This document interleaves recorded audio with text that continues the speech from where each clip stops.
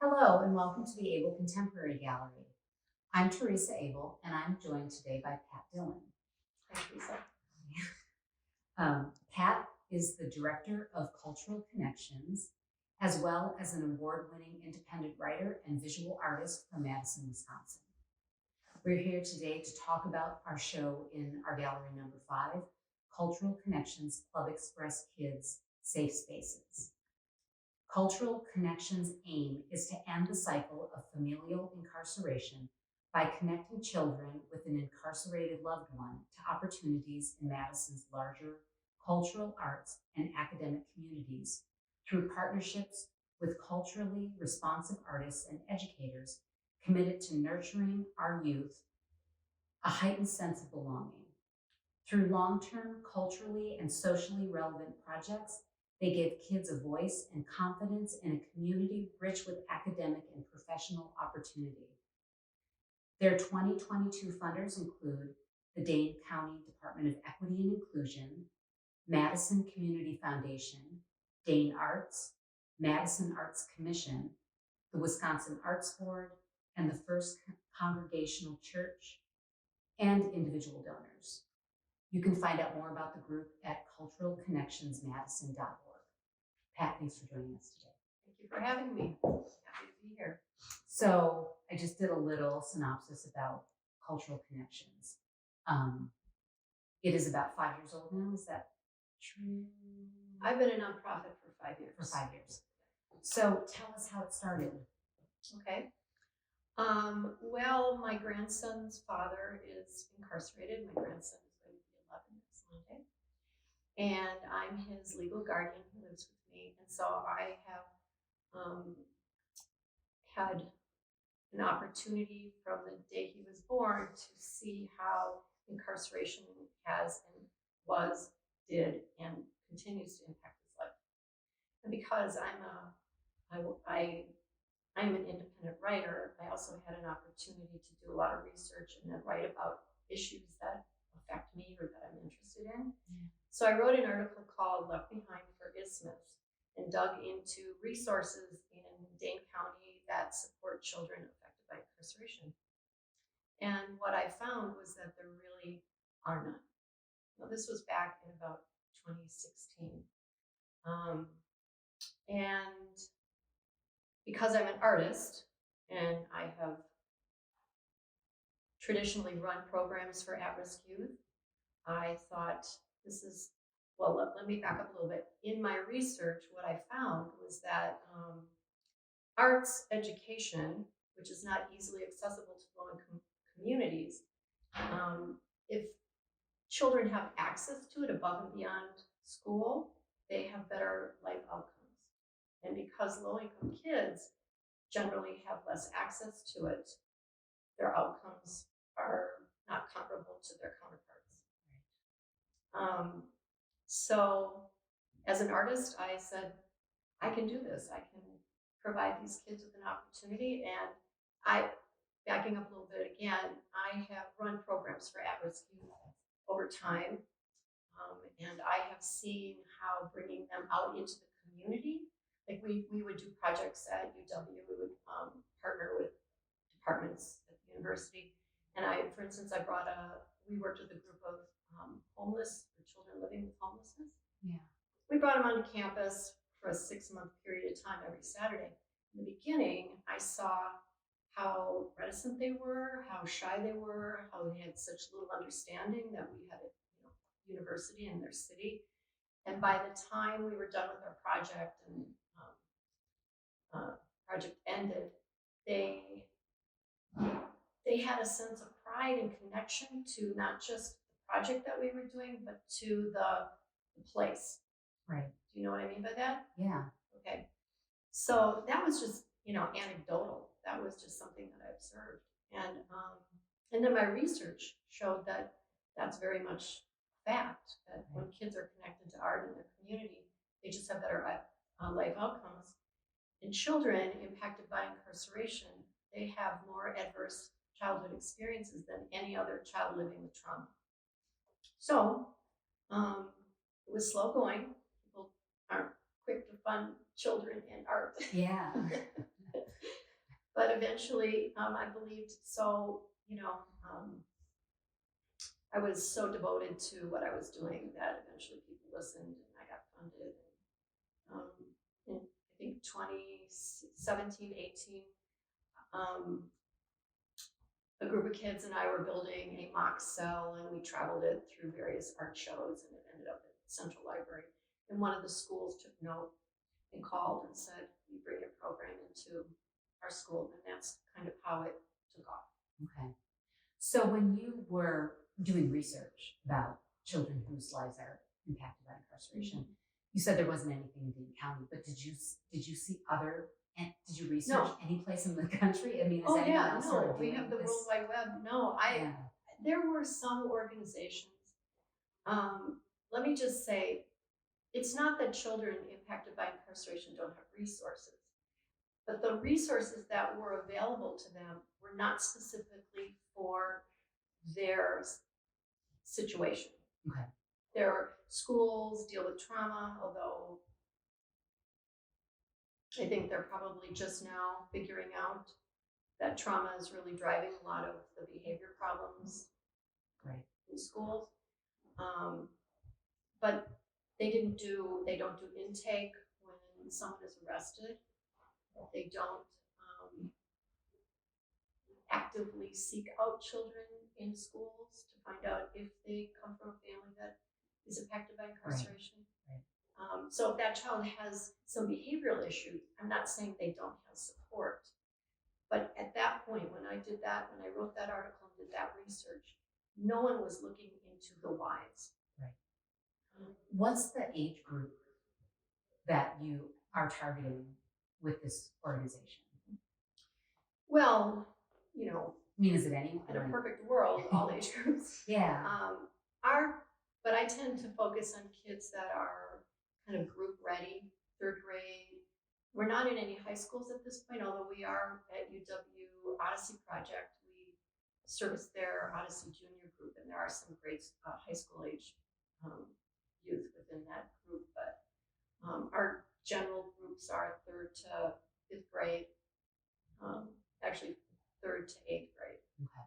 So I know when we were first talking about this show, and you would talk about different aspects of the group, different groups of kids, different projects. Mm-hmm. So when it started, I'm assuming. Do you want me to break that down? Yeah. So we don't have to make it, in a boring way, but I just think it's fascinating the way that things start. So I guess I'm curious about, when it started, was it you with 5 kids in your kitchen, or how did it? Yes. And then when did you start? And okay, how did it I will grow? tell you that. I think that's a good story. But yeah, I was determined to have this program. It was totally out of pocket. I think I got some funding from the Madison Arts Commission to do the mock cell. I did, and I need to say that. But it was me and about 4 kids. And Alicia Reel, do you know who Alicia Reel is? I think so. Dane Arts, Mural Arts. I think I know who she was. At the time, she was the lead artist there. And I kind of put out into the community that I wanted to build this cell. And she offered their space, Dane Arts, a huge warehouse over off of Stoke Road. And we partnered with Artworking. Mm-hmm. I know that group. So we just happened to partner with Artworking that summer. We were working with 2 of their artists, and the building they were in had a major leak, and they had to move out of it. So those artists were planted at Dane Arts, Mural Arts for the whole summer with us. Okay. And they designed the exterior of the cell with the kids. So that's where it started. Yes. Yes. Absolutely. And I was thinking about that as I was doing it here. Someone tipped off the paper, and one day someone from the State Journal showed up there. And so we had a really nice article written about us, and we were just a handful of kids and me. And that is where Lakeview Elementary, where the community resource person read it, that person, Tom Qualls, his brother was incarcerated at the time, and he contacted me and said, "We need your program in our school." But what I wanted to say about that was, At that point, it was just me. I was not a nonprofit yet, so it was a little bit of money. I would go in every week. But that's where I started to see the difference between myself and the kids. Yeah. I look like their teacher. I look like their administrator. And they're all kids of color, from Latino, Black, Asian, very few white kids in that group. And that was the point at which I said, I need to bring artists in here. I don't want this to feel like class to them. Yeah. Yeah. I don't want this to feel like art class. I want it to feel like something really special. Right. And that's where I started to research artists within the community who are Black, BIPOC, Yeah. Indigenous. Yeah. So they could see themselves reflected in that.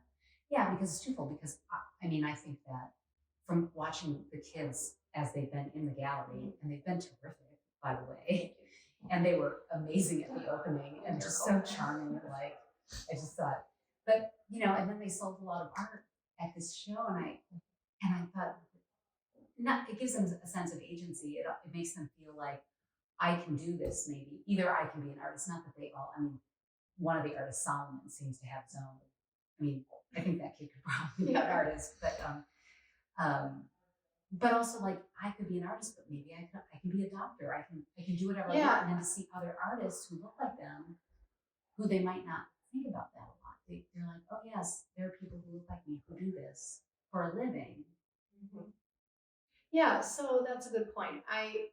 Never did I ever think I was going to create artists. Like my goal was never to, Solomon, I'm going to show you how to be an artist. Right. He emerged as an artist, yes. Which in his case is really a blessing because he struggles in school. And when I started the program at Lakeview, he, I think, was in second grade, really struggled with behavior. But when he would come into art club, it would all change. He would hunker down. He'd quiet down. I would walk into the building. He would be having serious behavior problems up near the office, and I would assume I wasn't going to see Solomon, but he would come in, and I'm talking about him freely because I have permission from his father. Okay. And he just art quieted him. It just gave him some kind of peace. He came every week for that year. His sister was in the program then, and he now lives out in Marshall. I drive out every Tuesday and pick him up. His dad comes and picks him up, and we work out of the Madison Youth Arts Center. He's represented in every group here except the Odyssey, because he's been with us since the beginning. And even his teachers now, I'll just tell you a little aside. One of the teachers came up to me and said, "Good luck with him," as I was taking notes. And I was like, he has never been disrespectful. Yeah. He has never shown any anger. He's never resisted. He's the first one to help me carry this stuff out of the trunk. He's the last one to stop cleaning up. And so I know that this program has brought something into his life that he wouldn't have had otherwise. Well, listen, and we know a lot of artists didn't feel like school fit for them, no matter how much privilege their life started with. True. So, I mean, it kind of makes sense. Yeah, there was a show in Milwaukee. I forgot where it was, but it was recently. Oh, it was a book. It was a book talk. And the name of the book is Art Saves Lives. Yeah. And I know it did for me. I have a learning disability. My grandson does. My daughter does. And so I'm not saying that all of these kids who, show up every week have any kind of, necessarily have a learning disability. But one thing we haven't talked about is that specifically in this group, the My Arts group, the one we're talking about, those kids are all impacted by incarceration. In other groups, we have brought in who we call allies, friends that they invite in, and then we spend some time educating them about how incarceration affects lives and how prevalent it is, even though we don't see it, and how stigmatized kids feel, even though they don't talk about it. Well, they don't talk about it because they feel stigmatized. And in this particular space, they can talk about it. Yeah. Because they all have this shared experience. And that's all that happens in that group, that's all. the most important. You're right. That's it. Yeah. And that they don't all like art. A few of them struggle with it and get really angry, but they do it. They calm down. At the Goodman Community Center, we can have like 18 kids in a group. So Goodman brought us in and asked if they were the first ones to say, would you consider doing an allyship component? Because we can't separate out the kids. Sure. We don't have the staff, but we know that there's a core group of kids who've been affected by incarceration. And if you would, consider this allyship, we can bring you in. Sure. So I thought not only did I want to bring my program into Goodman, but I thought that was a really important component. Sure. Because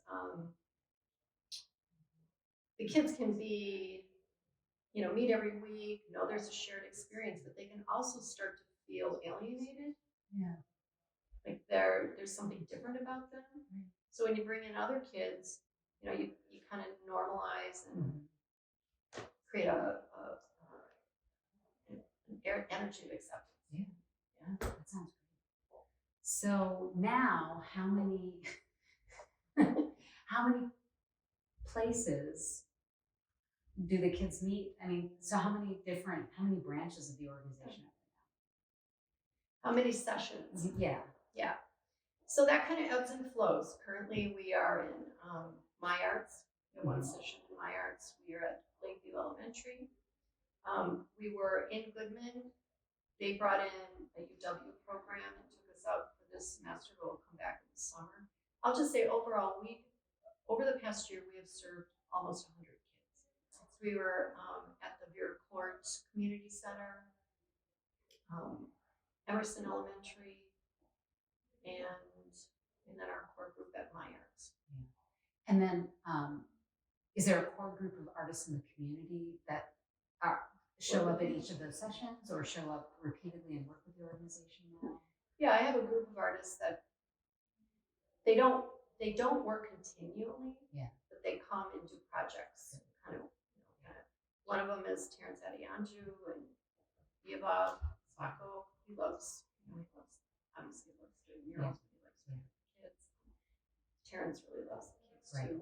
Yeah. So some of the pieces in the show were done in collaboration with a professional artist, and some of them were just the kids.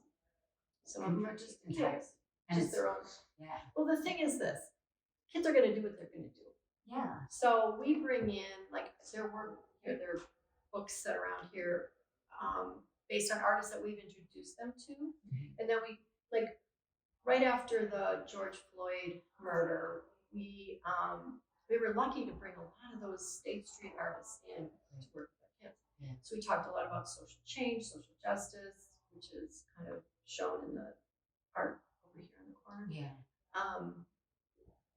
But we can introduce them. I'm not an art teacher. I've never taken a class on how to teach art. Yeah. And the artists we bring in tend not to be art teachers. They're just kind of exposing them to what they do in methods that they know. So kids are going to do what they're going to do. Right. And for instance, we did Mark Rothko. Yeah. And that's their interpretation of it, which I think is really fun. We sold one over there. John Michael Basquiat. Yeah. That's their interpretation. It's to the other side. This was just kind of a fun thing that Terrence did with them. And Dane Arts, Mural Arts, they always give us access to spaces. Yeah. Right. Yeah. So, yeah. A lot of it is just, hey, here's some paint. They like that.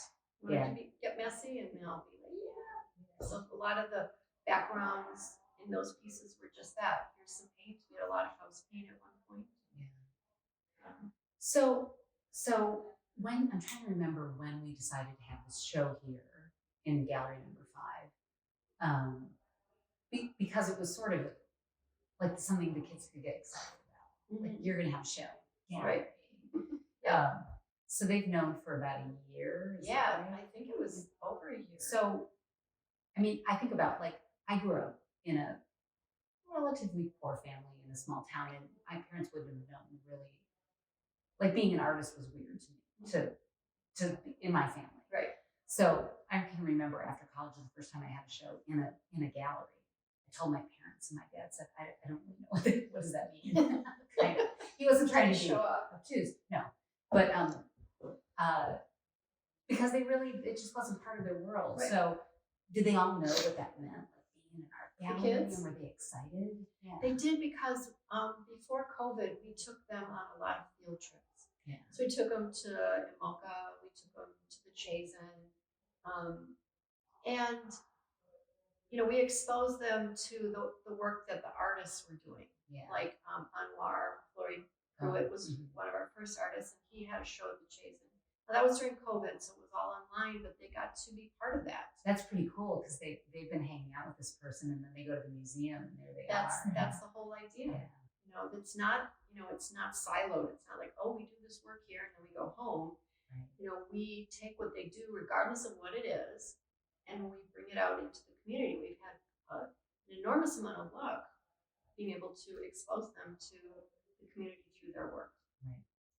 Yeah. And this is the mother logo. Yeah. Yeah. So they were a little excited about having the show here. They were ecstatic. It was not only were they excited, they liked the idea of making money very much. I mean, who doesn't? Yeah. It was a motivator. Yeah. Well, if you want to be in that show, got to do the work. And I mean, we talked about this. We weren't the work. The prices are appropriate, I think. Yeah. They are what people pay for. Yeah, and the kids, I think 10% is going to cultural connections, but the rest the kids get just because they've worked hard and they deserve it. And so we thought maybe a few things would sell, but they did really. Yeah, I think you sold almost all of the minors, other than these big ones. Yeah, it's pretty cool, and to see them be so excited. Yeah, it was pretty cool. And to be at that opening was Yeah. very, very. In fact, one of the girls, Maddie, I do. Yes. She was astounded at how well behaved she was. She just kept talking talking by herself. She kept saying, "I felt so mature." They were. I remember. I think it was Damien actually. One of the staff said they came in. It was Lauren or it was Anne. Yeah. And he was getting familiar with the staff, but with all the crowds of people walking, and he went up to her and said, "Let me know if I can. I don't know, show you anything." It's like he'd become a gallerist. And then she turned around and he was like, "Oh, it's you. Work here." Okay, yeah. But I know. Just they were so. And I'd come up here and check, and they were all just like chatting. I thought you guys got this down. Well, all of their families came. Yeah, which is so cool. One of the girls was very sick; she couldn't be here, which was too bad. But Maddie's mother and sister and cousins, the whole extended family, they stayed from the start to finish. Yeah. Solomon's father came, and we were not sure that he would. He showed up, and he was so proud of Solomon, and Solomon was so happy that his sister and his father were here. That was really special. And then, Damien, my entire family, the Madison family. Yeah. My ex-husband, his grandfather was here, my daughters, my sister. So they were very well supported. Yeah. Very excited. It was great. The opening was so well attended. And I just think, I know, you used to own a gallery too. And professional artists who have shown for many, many years they'll tell you later, they won't necessarily let off. They'll be nervous, the opening will be over and they'll say, "Oh, it's so stressful having all that attention and having to talk to strangers." And they were just to be a kid and have that poise was really. They didn't have to worry about that experience. Is that what you're saying? Yeah. Like being the center of it all. And even though they were. No, I don't know. They handled it with grace, I thought. Yeah. That's really true. I think they kind of felt like they owned the space. Yeah. which is what we Well, want. they have for this period of time. We did not want them owning those spaces. But I was really pleased at how comfortable they were in those spaces and knew not to touch. And, Well, and that they were excited. I mean, because they came a number of times to the space even before the show, and to see their excitement and looking at other things and talking about them, it was very interesting. Yeah. You know, I always love hearing what. Well, you what thought it was kids- interesting. I was like, Yeah. so nerve-wracking for me, but Yeah. we got through that. No, it's great. So they've had this great achievement now.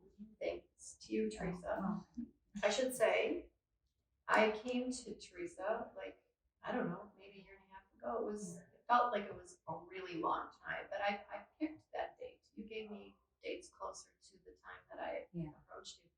I had no expectation that you would want to do this. I had no expectation. You're an artist. You can't have expectations. Right. You learn to draw. mentally healthy, Yeah. yes. Yeah. Lower expectations. Be happy. Yeah. And was just so very pleased that you were willing and gave us this beautiful space, because I saw the show that was in before the show. And that was spectacular. Yeah. I mean, And the show before that show. it's pretty cool. We do have some really the gallery number 5 has started to just attract some really outstanding regional and national talent, and the shows are really outstanding. But this as well. I mean, this is a show that has been very well attended and people love it. And I mean, these kids deserve it. They worked so hard. Yeah, it was the goal from the beginning, from the get-go. I mean, COVID disrupted a lot of the connections I had to kids. Yeah. But from the beginning, I promised them that I would get them into a gallery. I knew I could do it. Yeah. I didn't know it would be yours, but I was pretty sure I could do Figure it. something out. Yeah. I had to rent a space. So here we are Yeah. in this beautiful gallery. It's great. Yeah. It's going to be tough. I mean, so the core, there's a core group of they're the My Arts group, My right? Arts 5. Who you've been with now.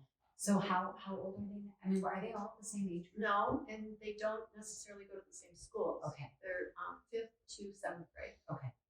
So, yes, and as I said, Solomon goes to school in Marshall. Yeah. They get together and they aren't kids that would necessarily find each other on the playground. Yeah. But they get together and they're like, brothers and sisters yelling at each other. Yeah. When they were here, they seemed like they had that comfortableness. Very comfortable. Yeah, with each other. Very Which is comfortable. great. So it'll be really interesting to see how do you think that it'll be interesting to see how long they continue to do it as they become teenagers and It will be, and they talk about that. We do talk. Won't it be great when we're doing this in high school? And I'm like, I hope we're still doing this when you're in high school, and happy you were thinking into the future, because I think as they get older, the idea of using art to express themselves or, express their desire for some kind of social change will be easier. Yeah. They'll understand it more, and we can use that as a tool and take it out into the community, which was always my intention. Yeah. That's great. So, yeah, I hope they're, it's a matter of being funded, and so far I have had a lot of good funders and individuals, and I see there's some dollars in that donation picture over there. Wow, isn't that great? Are there things, I mean, obviously you've learned a lot having a grandson who, has a loved one who's incarcerated, and but are there things you've learned that surprise you? Theresa, I have learned so much. Never in my former life did I ever think I would be raising my grandson. Right. That my daughter's mental health would be so profound that she would have a child and not be able to raise him, and that I would be going to prison to visit people, not just his father, but or get involved in criminal justice reform, understand issues that, as a liberal white woman, I thought I might have understood, but didn't. not that I thoroughly do now. I realize the more I think I know, the less I really know. Shay, but No, it's true. I think the most important thing for me, and the thing that I champion the most, and I think I've become an irritant, like in the schools, is that these children are so profoundly, well, let me just explain one thing. By adverse childhood experiences, the outcome of having those is that these kids, now I'm not saying all of these kids, many of these kids are in stable, happy homes, Sure. like Damien, but many of them live with parents or family members who are addicted. Right. Drug, alcohol abuse, physical abuse. They live in foster care, and their school outcomes are worse than their counterparts. Their life outcomes, many of them end up homeless and then back into the criminal justice cycle right there. Yeah. And so when you think about a child sitting at home watching their parent get arrested or whatever trauma preceded an arrest, and then they go to school and they're expected to sit there. Right. The other thing that I notice is the word parents. We blanket every child has a parent. Every letter sent home to me is addressed to the parents. I have to tell you this. So I'm a little bit of a champion. Let's not do that. That's traumatizing. That traumatizes my grandson. Yeah. He came home. He said, she said something about telling his parents. And I said, well, you can tell her that you're raised by your grandmother. Right. Parents. He said, well, it was the middle of the class and I didn't want to do that, like I did with my music teacher. I said, with your music teacher? He said, yeah, at the end of class, he said, we should all go home and tell our parents. And I went up to him afterward and I said, not every child in your class has a parent. I just learned this a few days ago. Wow. Yeah. So I like really champion kids in school. Yeah. I champion the way they're perceived, expectation. Right. So. Yeah. So just that lesson in and of itself is incredible. Just that lesson. I mean, there's so many. Yeah. We don't have enough time, and not everyone wants to learn along with me. But Yeah. so many. It's great. And is there anything you see in the future that you want, that you're just going to continue to go on with the group? Is there anything that we should know about that's new on the horizon? I think my hope is to be able to follow them into high school. Yeah. Not just my arts group, but I'm going into a couple other schools, working on that right now. I don't want this program to just be like a year-long event. Right. I want it to be a life-changing. That can't happen in short little spurts. Sure. So my goal is to continue with the kids through high school. As I said before, their messaging will become more sophisticated. They'll have a better understanding of how they can impart change and use their art and their voices. Yeah. So, maybe someday one of them will end up, being invited back to work with kids. Or have their own opening. Yeah, that's great. Anything else that you think I haven't touched on that's... No, I think you've covered everything that I can think of, and I really appreciate being here. Yeah, that's really great. Lauren, do you have anything to add? This is just such exceeded my expectations of what a show of, quote unquote kids art could be. I'm just so impressed by not only the quality of the work, but just how wonderful the kids were and how interested they were in the gallery and being here. And it was such a cool experience. Yeah. I so appreciate that you saw that and felt that. Yeah. No idea. Absolutely. You know what? I think that when we have kids who come here, sometimes it depends. Kids are all different, but sometimes kids look like they feel like they're being dragged along by their parents, and they seem a little bored and they're on a device or something.